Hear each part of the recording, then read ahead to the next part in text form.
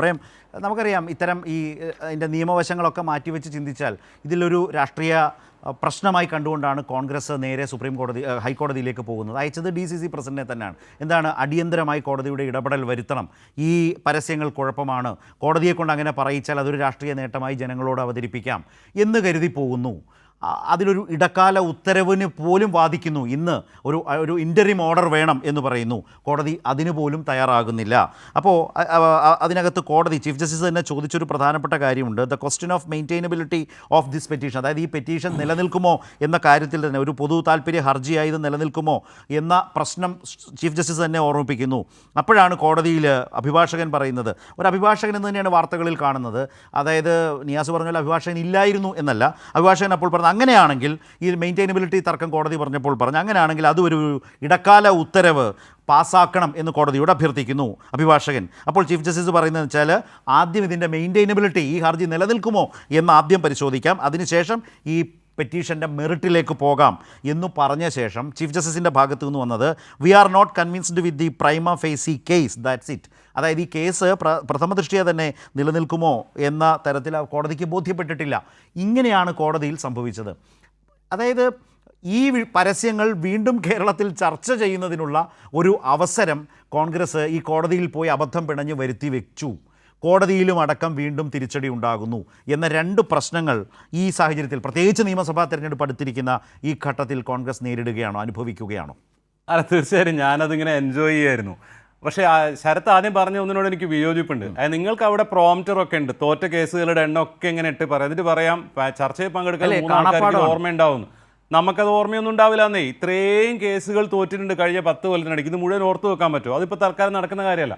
ഇനി അതിനേക്കാൾ എനിക്ക് രസമായിട്ട് തോന്നുന്നത്, എന്തുകൊണ്ടാണ് PRDയുടെ ഈ പരസ്യം വന്നപ്പോൾ മാത്രം കോൺഗ്രസ്സുകാർ ആകപ്പാടെ ബേജാറായി എന്നുള്ളതാണ്. VD സതീശൻ അപ്പം തന്നെ പറഞ്ഞു കോടതി പോകുന്നു.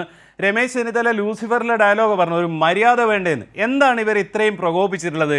അത് അന്ന് വന്ന ആ പരസ്യത്തിൻ്റെ ഡിസൈൻ സ്ട്രാറ്റജിയാണ്. ഞാൻ അത് തന്നെ പറയും, ഡിസൈൻ സ്ട്രാറ്റജിയാണ്.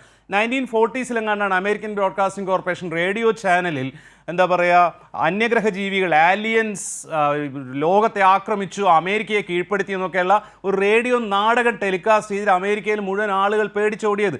ഇടയ്ക്കിടയ്ക്ക് ഇത്തരം കാര്യങ്ങൾ പ്രോഗ്രാംസിലും ആർട്ടിലും കമ്മ്യൂണിക്കേഷനിലും ഉണ്ടാവാറുണ്ട്. ചിലപ്പോഴൊക്കെ ഇത് മനോഹരമായിട്ട് ആൾക്കാർ ഉപയോഗിക്കാറുണ്ട്. നമ്മൾ പലപ്പോഴും കാണുന്നതാണ്. കേരളത്തിൽ മലയാള പത്രങ്ങളിൽ ഒരുപക്ഷെ ഇങ്ങനെയുള്ളൊരു ആഡ് ആദ്യമായിട്ട് വന്നത് കഴിഞ്ഞ വർഷമായിരുന്നു. നമ്മുടെ കൊച്ചിയിലുള്ള ജെയിൻ യൂണിവേഴ്സിറ്റിയുടെ ഫ്യൂച്ചർ സമ്മിറ്റിൻ്റെ പരസ്യമായിരുന്നു.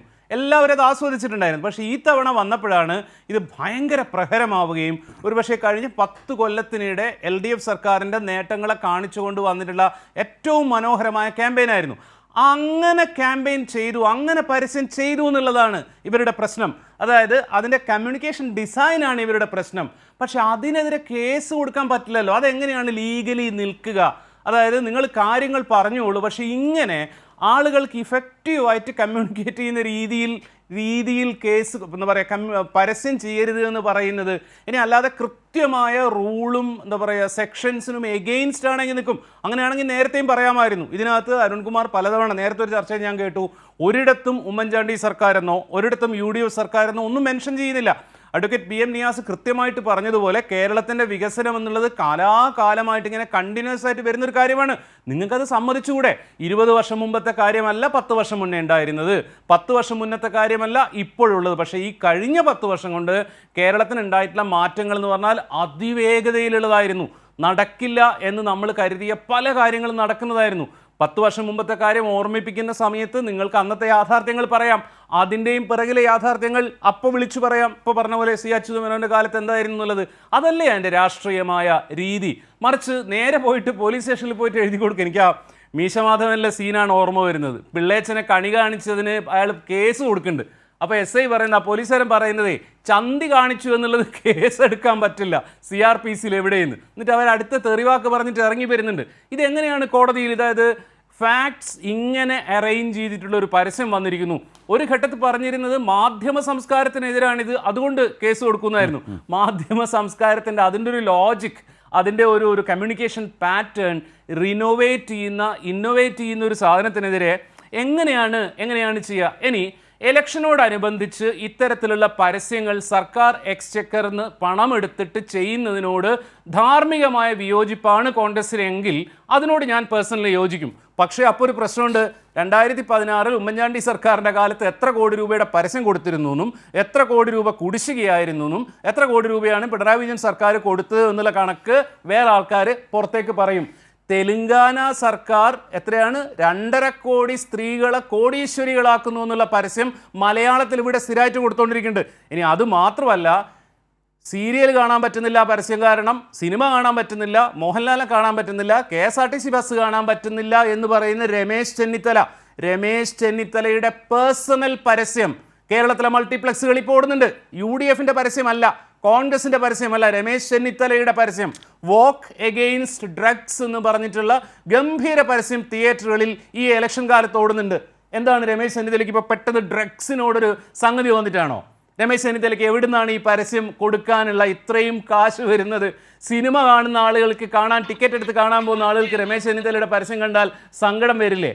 ഇനി ഇത്രയും അഡ്വക്കേറ്റ്സ് ഒക്കെ ഈ ടീമിൽ ഉണ്ടായിട്ട് പോലും എന്തുകൊണ്ടാണ് ഇവർ നിരന്തരം കോടതിയിൽ പോയിട്ട് പരാജയം ഏറ്റുവാങ്ങുന്നത് എന്നുള്ളതേ? ഇപ്പം എല്ലാവർക്കും അറിയാം, ഒരു സിവിൽ വ്യവഹാരം ഒരു കോടതി പോയി കഴിഞ്ഞാലുള്ള കുഴപ്പം, നമുക്ക് അനുകൂലമായി വിധി വന്നാൽ നല്ലതാണ്, പക്ഷെ പലപ്പോഴും കോടതി പ്രതികൂലമായിട്ട് വിധി വന്നിട്ട് അതങ്ങോട്ട് എസ്റ്റാബ്ലിഷ് ചെയ്ത് കളയും. അതാണ് CMOയിൽ നിന്ന് എല്ലാ സർക്കാരുകളും ചെയ്യുന്നത് പോലെ സർക്കാരിൻ്റെ കയ്യിലുള്ള മൊബൈൽ നമ്പറിലേക്ക്, സർക്കാർ ജീവനക്കാരുടെ മൊബൈൽ നമ്പറിലേക്ക് നിങ്ങളുടെ DA റിവൈസ് ചെയ്തിരിക്കുന്നു എന്നൊരു മെസ്സേജ് അയക്കുമ്പം ഇതിലൊരു ലിറ്റിഗേഷൻ പോസിബിലിറ്റി ഉണ്ട് എന്ന് ആരാണ് ഇവർക്ക് പറഞ്ഞു കൊടുക്കുന്നത്? നിരന്തരം പറഞ്ഞു കൊടുത്തുകൊണ്ടേയിരിക്കുന്നു എന്നുള്ളത് അത് ഭയങ്കര വിചിത്രമാണത്. സത്യത്തിൽ LDF സർക്കാരിനെ വേറെന്തെങ്കിലും കാര്യങ്ങളൊക്കെ പറഞ്ഞിട്ട് പ്രതിരോധത്തിലാക്കേണ്ടുന്ന സമയത്ത് ഇവരിങ്ങനെ നിരന്തരം കോടതി കയറുകയും അവിടുന്ന് എല്ലാത്തിനും തുടർച്ചയായി തിരിച്ചടികൾ. കോൺഗ്രസ് പ്രതിനിധി നിയാസ് പറയുന്നത് ഇതിൽ തള്ളിയിട്ടില്ല, ഇനി 20 ദിവസം കഴിഞ്ഞിട്ട് തള്ളാനാണ് സാധ്യത എന്നാണ്. ഇപ്പോൾ രമേശ് ചെന്നിത്തലയുടെ പരസ്യത്തെക്കുറിച്ച് പറഞ്ഞപ്പോൾ ഞാൻ സോഷ്യൽ മീഡിയ കണ്ടതാണ്. അതായത് ഇപ്പോൾ പ്രതിപക്ഷ നിരയിലിരിക്കുന്ന ഒരു MLA കഴിഞ്ഞ തെരഞ്ഞെടുപ്പ് കാലത്ത് വലിയ കഷ്ടപ്പാടും ദാരിദ്ര്യവും ജപ്തിയുടെ അടുത്തെത്തി നിൽക്കുന്ന വീടും ആ പരിസരവും ഒക്കെ പറഞ്ഞ് ജയിച്ചു വന്ന ഒരു MLA ഇന്നിപ്പോൾ വലിയ പത്രങ്ങളിലൊക്കെ ആ മണ്ഡലത്തിൽ ഒരു MLA എന്ന നിലയിൽ പ്രവർത്തിച്ചപ്പോൾ ചെയ്ത നേട്ടങ്ങൾ പത്രങ്ങളിൽ വലിയ പരസ്യങ്ങളായി കൊടുത്തതിനെക്കുറിച്ചൊക്കെ ഇപ്പോൾ സോഷ്യൽ മീഡിയയിൽ വലിയ ചർച്ചയായിട്ടുണ്ട്. കഴിഞ്ഞ തെരഞ്ഞെടുപ്പിലെ ഏറ്റവും വലിയ ക്യാച്ച് വേർഡ് അദ്ദേഹത്തെ സംബന്ധിച്ച് അദ്ദേഹത്തിൻ്റെ ജീവിത സാഹചര്യങ്ങളിലെ ദുരിതപൂർണമായ അവസ്ഥയായിരുന്നു. ഇപ്പോൾ വലിയ പരസ്യങ്ങളാണ് ആ മണ്ഡലവുമായി ബന്ധപ്പെട്ട് ആ MLA കൊടുത്തത് ഇന്ന് വൈകുന്നേരം സോഷ്യൽ മീഡിയ കാണുകയുണ്ടായി. രമേശ് ചെന്നിത്തല പറഞ്ഞത് ഹൈ ക്വാളിറ്റി പരസ്യമാണ്. ഒരുപക്ഷെ PRDയുടെ മൂവി ആഡ്സിനേക്കാൾ ടെക്നിക്കലി ബെറ്റർ ആയിട്ടുള്ള, ക്രിയേറ്റീവ്ലി ബെറ്റർ ആയിട്ടുള്ള, വളരെ റെപ്യൂട്ടഡ് ആയിട്ടുള്ള ടീമുകൾ ചെയ്ത പരസ്യമാണ് കൊടുക്കുന്നത്. അദ്ദേഹത്തിന് എവിടുന്നാണ് ഇത്രയും കാശ് കിട്ടുന്നത്? എന്താ പറയുക, മയക്കുമരുന്നിനെതിരെ തിയേറ്ററുകളിൽ രമേശ് ചെന്നിത്തല ഓടുന്ന പരസ്യം കാണിക്കുകയാണ്. അപ്പോൾ ഇദ്ദേഹത്തിന് പരസ്യത്തോട് പ്രശ്നമൊന്നുമില്ല, സ്വന്തം മുഖമാണെങ്കിൽ പ്രശ്നമില്ല. പിണറായി വിജയന്റെ, കേരളത്തിന്റെ മുഖ്യമന്ത്രിയുടെ ചിത്രമുള്ള LDFന്റെ നേട്ടങ്ങൾ പ്രകാശിപ്പിക്കുന്ന പരസ്യങ്ങൾ വരാൻ പാടില്ല. പിന്നെ ഒരു മുന്നണിക്ക് പറയാവുന്ന ഏറ്റവും ബൂമറാങ് ആവുന്ന ആർഗ്യുമെൻ്റാണ് ഞങ്ങൾ ഭരിച്ച കാലത്തെ പറ്റി നിങ്ങൾ നാട്ടുകാരോട് പറയരുത് എന്ന് പറയുന്നത്. അഭിമാനത്തോടെ പറയണ്ടേ? ഉമ്മൻചാണ്ടി അധികാരത്തിൽ ഏറുന്ന സമയത്ത് എന്തായിരുന്നു അവസ്ഥ? 5 കൊല്ലം കൊണ്ട് ഞങ്ങൾ ഇങ്ങനെയാക്കി, 1 മണിക്കൂർ ഉണ്ടായിരുന്ന ലോഡ് ഷെഡിങ് 1.5 മണിക്കൂറാക്കി എന്ന് പറയാമല്ലോ, ആൾക്കാർക്ക് വിശ്വാസം വരുമല്ലോ. കേരളത്തിലെ ആളുകൾ ഫാക്റ്റ് വളരെ കൃത്യമായിട്ട് ഫോളോ ചെയ്യുന്ന ആളുകളാണ്. ചെറുപ്പക്കാർക്ക് ഇത് കൃത്യമായിട്ട് മനസ്സിലാവും. അതുകൊണ്ട് തന്നെ ആ പരസ്യം ഭയങ്കര ഹിറ്റായിരുന്നു. VD സതീശൻ്റെയും രമേശ് ചെന്നിത്തലയുടെയും എന്താ പറയുക പ്രതികരണങ്ങളിലൂടെ കൂടുതൽ ആളുകൾ കണ്ടു. കേസ് കൊടുത്തപ്പോൾ പിന്നെയും കണ്ടു. ഇപ്പോൾ കേസ് തൽക്കാലത്തേക്ക് എടുക്കുന്നില്ല എന്ന് പറഞ്ഞപ്പോൾ ബാക്കി ആൾക്കാരുടെ കാണുന്നു. PRD ചെയ്തതിനേക്കാൾ വലിയ സേവനം കേരള ഗവൺമെൻറ്റിൻ്റെ ഡെവലപ്മെൻ്റൽ ആക്ടിവിറ്റീസിനും അതിൻ്റെ ഡോക്യുമെൻറ്റേഷനും UDF നൽകിക്കൊണ്ടിരിക്കുകയാണ്. ഇങ്ങനെ ഒരു സൗകര്യം ചെയ്തു കൊടുക്കാൻ പാടില്ല ഒരു പ്രതിപക്ഷം എന്നാണ്. കുറച്ചും കൂടെ LDFനെ മുറുക്കി പിടിക്കണം, നന്നായിട്ട് വേർക്കണം LDF ജയിക്കാൻ.